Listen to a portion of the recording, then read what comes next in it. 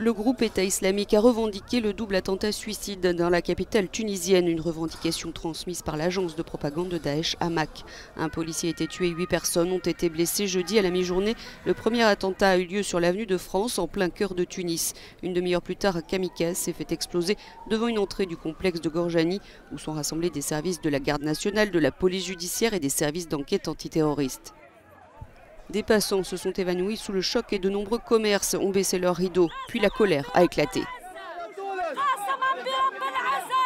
Je vous jure que ces agresseurs ne vont pas réussir leur coup. Non, ils ne vont pas réussir. Les forces de sécurité sont notre point fort. L'État restera debout avec ses hommes. Ce qui s'est passé aujourd'hui, c'est le résultat de la politique de ceux qui nous gouvernent. Des députés qui sont au Parlement. Cette double attaque fait ressurgir le spectre de la violence dans le pays 4 ans après une série d'attaques djihadistes et pourrait faire fuir à nouveau les touristes, un secteur économique clé de nouveau en plein essor. Le gouvernement tunisien se veut rassurant.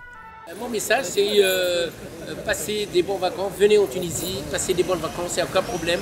La Tunisie, c'est un pays qui combat ce fléau de terrorisme, qui sécurise toutes les zones touristiques, comme d'habitude, comme elle l'a fait hier depuis 2015, comme il le fera demain.